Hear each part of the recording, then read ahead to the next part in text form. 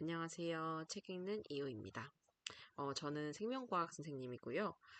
제가 평상시에 책 읽는 것들을 되게 많이 좋아하는데, 요즘 같은 경우에 뭐 뉴스 같은 것들 많이 보면은, 혹은 여러 이제 교양 뭐 프로그램이라든지 이런 거를 봤더니, 요즘 젊은 층들, 2030, MZ들, 그리고 청소년들 같은 경우에서도 책 읽는 친구들이 되게 많아졌다고 이야기를 하더라고요.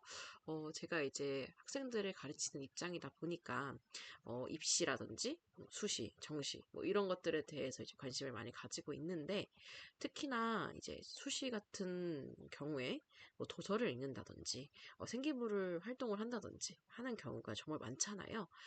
정시 같은 경우에서도 이제 면접이 늘어난다고 얘기를 하니까 친구들이 도서라든지 이런 것에 대한 관심이 되게 많이 커졌다는 것을 제가 생활하면서도 많이 느끼게 되더라고요.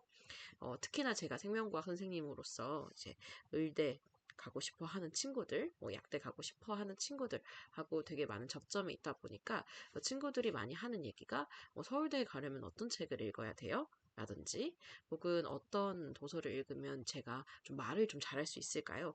라고 많이 질문을 해요. 이제 그런 경우에서 이런 책을 읽어, 저런 책을 읽어 라고 이제 조언을 많이 해주곤 하는데 그러한 것들을 사실 단기간에 하고자 하면은 잘 되지 않는 경우들이 많거든요. 그리고 이제 이러한 책, 그리고 종이, 그리고 내가 느끼는 그런 지식에 대한 욕구가 늘어나는 것은 정말 좋은 현상이라고 생각하기 때문에 여러분들이랑 같이 뭐 진지하진 않더라도 이런 책들이 있는데 어떤 내용이다. 라든지 혹은 여러분들이 느끼시는 부분이 혹시 저와는 같진 않은지 다르진 않는지 이런 부분들을 같이 이야기를 나누면 정말 좋을 것 같아서 이 채널을 운영하게 되었고요. 그래서 다양한 책들을 사실 소개를 하려고 해요. 제가 이제 뭐 안내 멘트에는 서울대 필독서다라고 했는데 그런 필독서들도 볼 거지만 사실 제가 다양한 소설 뭐 아니면은 교양 도서, 뭐 철학이라든지 경제라든지 아니면 역사라든지 인문이라든지 이런 것들도 정말 좋아하기 때문에 여러분들한테 이제 소개해드리면 정말 좋을 것 같은 것들 혹은 제가 관심을 가졌던 그런 책들 같은 것들을 이야기하면서 어쨌든 요즘에는 비판적 사고력 이런 것들이 중요하다고 하잖아요.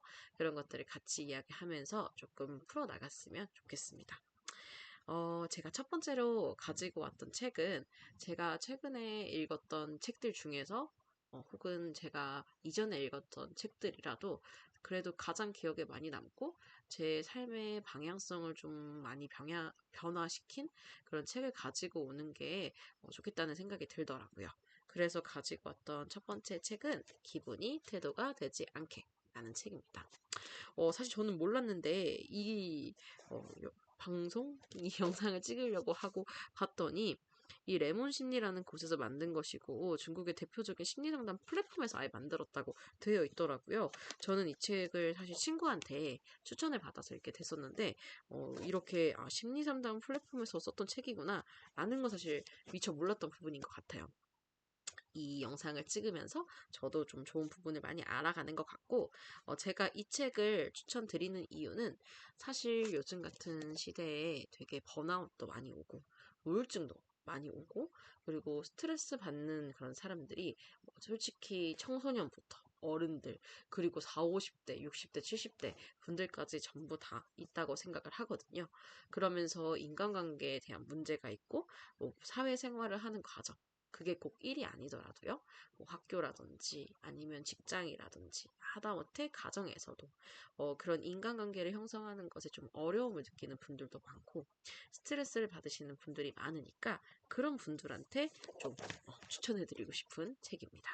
여기 보면은 기분 따라 행동하다 손해보는 당신을 위한 심리 수업 이라고 되어 있고요.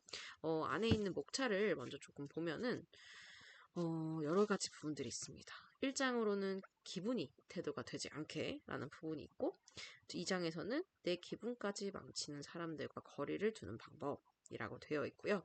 3장에서는 기분을 내 편으로 만들면 인생이 달라진다 라는 부분 4장에서는 우리가 감정에 대해 오해하는 것들이라는 내용이 있습니다.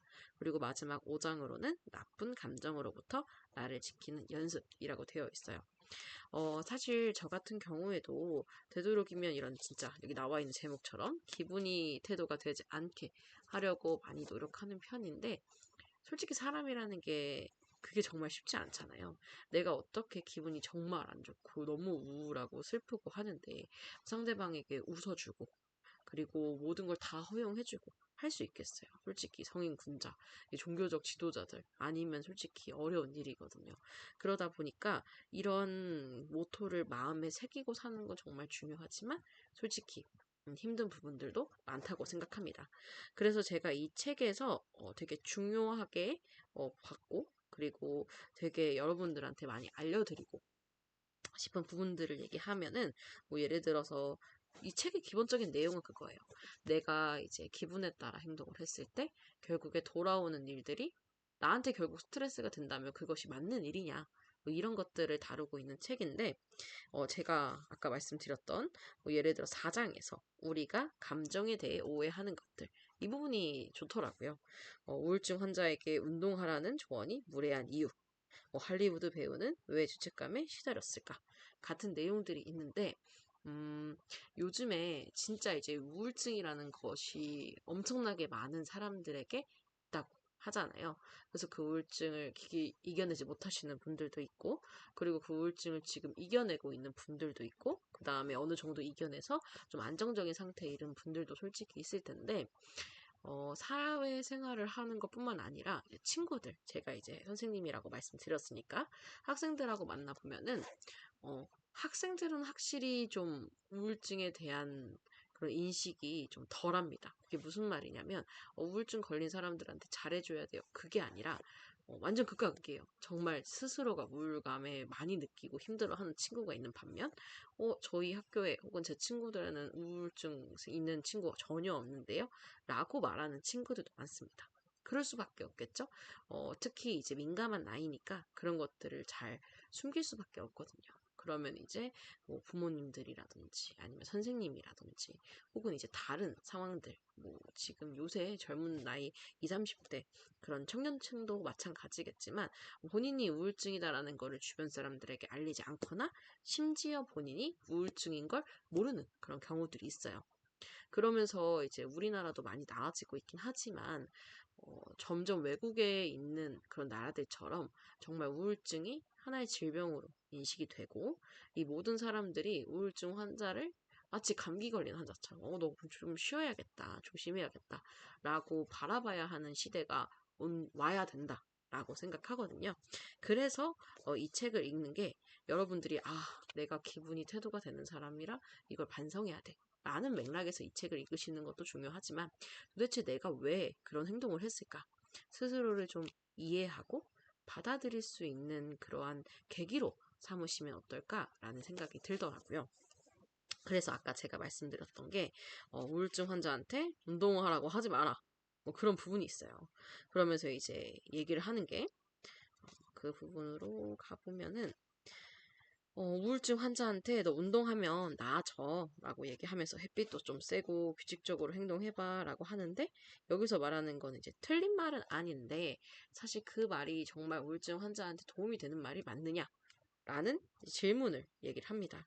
그러면서 이제 이런 부분 안에서 경증이랑 이제 중증 상태의 우울증에서는 증상이라든지 그런 나타나는 양상이 정말 완전 다르거든요. 이제 그런 부분 안에서 기분 전환을 위해서 혹은 어떤 위를 좀 해가지고 이러한 우울증을 좀 극복할 수 있는지에 대해서 고민을 좀 해보게 하는 것 같아요. 그래서 꼭 이런 태도를 가지지 않는 분들이라도 내 주변에 있는 사람들이 우울감을 느낄 때 정말 주변 사람들의 도움이 더 중요하거든요. 본인은 사실 우울증인지 모르고 혹은 안다고 하더라도 병원에 가지 않거나 치료받지 않거나 약을 먹는 와중에도 이 조절이 안 되기 때문에 약을 막 임의로 안 먹게 된다거나 하는 그런 경우들이 정말 많아요. 그럴 경우에는 사실 주위 사람들이 그거에 대한 부분에서 좀 관심을 가져주고 케어를 해줘야 되는 부분이 있을 수밖에 없거든요. 솔직히 사람이 자기가 태어나고 죽는 게 정말 혼자라곤 하지만 어, 이런 모든 상황에서 결국엔 사회 동물이기 때문에 서로 영향을 주는 부분이 분명히 있다고 생각을 하거든요. 그래서 그거에 좀 해당하는 얘기인 것 같아요. 제가 아까 이제 우울증이 질병으로 이제 여겨진다라고 했는데, 뭐 신경과학적으로 이제 생명과학적으로 얘기를 해보자면 이 신경에 나오는 신경 전달 물질의 정상이 아닌 상태이기 때문에 결국에 우울증이 발생할 수밖에 없거든요. 그러니까 아까 말씀드렸던 것처럼 감기에 걸리는 거죠.